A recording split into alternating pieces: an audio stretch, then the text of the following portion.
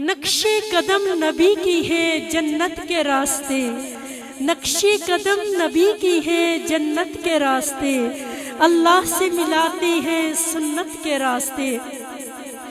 آج ہر گھر میں ہر ماں اور بہن قرآن پڑھتی نظر آتی ہے۔ کسی کی صبح کا آغاز سورت یاسین سے ہے تو کسی کی شام کا اختتام سورت ملک کے ساتھ ہے۔ یہ میسیج میں اپنے اہل علاقہ کی خواتین کو دینا چاہوں گی۔ آج میرا آقا اس دنیا میں موجود تو نہیں ہے، مجھے اور آپ کو صحابہ کا دور تو نہیں ملا، نبی کریم صلی اللہ علیہ وسلم کا خوبصورت مکی مدنی دور تو نہیں دیکھا، لیکن میرے آقا کی یادگار آج بھی دنیا میں موجود ہے۔ اور تو جب تک میرے آقا کا فرمان نہیں پڑھو گی سیرت کیسی آئے گی؟ سیرت تو نبی کی حدیث کا نام ہے، سیرت تو نبی کے قول کا نام ہے، سیرت تو نبی کے فعل کا نام ہے۔ اس ادارے کا اور میری اپنی زندگی کا یہ بھرپور نظریہ ہے کہ جیسے ہم قرآن پڑھتے ہیں، کاش ہر گھر میں ایسے میرے آقا صلی اللہ علیہ وسلم کا فرمان پڑھا جائے۔ میں اور آپ سیرت صحابیات تبھی اپنا سکتی ہیں جب تک ہمیں آقا کا فرمان آئے گا، آقا کی یادگار نبی کریم صلی اللہ علیہ وسلم کی خوبصورت حدیثیں ہیں۔ لہٰذا آج سے یہ اپنائیں، زندگی ملی گزر گئی، میں نے نبی کے فرمان ہی سارے نہ پڑھے تو کیا فائدہ؟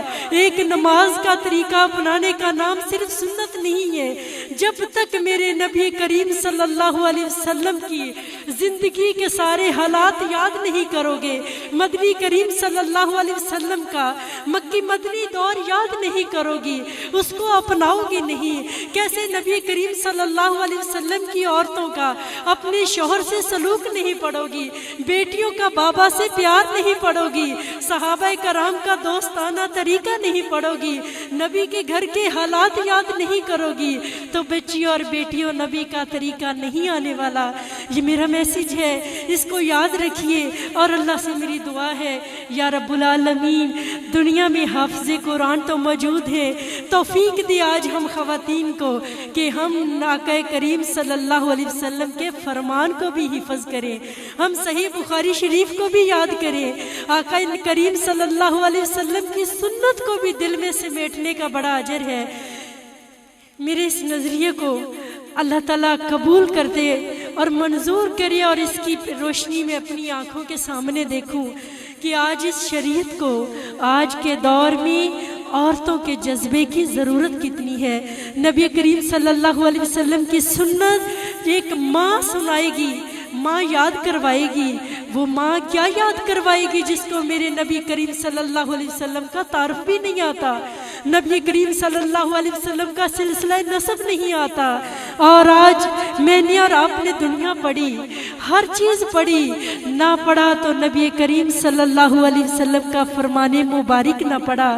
لہٰذا اس دور حاضر کی جدید ضرورت ہے، خدا را کم از کم پورے دن میں 10 منٹ تو نبی کریم صلی اللہ علیہ وسلم کے فرمان پڑھیں۔ سیدہ حاجرہ رضی اللہ تعالیٰ عنہ کسی یونیورسٹی سے فارغ نہیں تھی، وہ ماں کیسی ماں تھی، اور میں اس کے کردار پہ آج بھی رشک کرتی ہوں۔ رب العالمین تنہا عورت حاجرہ تیرے پاس ایک ایمان کی بہت بڑی دولت تھی، رب پہ توکل اور ٹرسٹ تھا۔ آج وجہ یہی ہے عدالتوں میں بے شمار خواتین کے کیسز۔ میری بہنوں اور بیٹیوں، جب میں اور آپ آقا کی سنت سے دور ہوں گی، نبی کریم صلی اللہ علیہ وسلم کے شریعت سے دور ہوں گی، ان کے طریقے سے دور ہوں گی، تو گویا کہ نبی کریم صلی اللہ علیہ وسلم کی نافرمانی میں میں اور آپ ہی آگے ہیں۔ آج اگر کچھ حصہ خواتین کا چادر پہنتا نظر آتا ہے تو خواتین تو وہ بھی ہیں جو نبی کریم صلی اللہ علیہ وسلم کی اس اڑائی ہوئی چادر کو توڑنے میں، اتارنے میں اور سریعام اپنی زندگی کے نعرے لگاتی نظر آتی ہیں۔ دوری صرف یہی ہے کہ آقا کو مانا تو صحیح، پر آقا کے طریقے کو اپنایا نہیں۔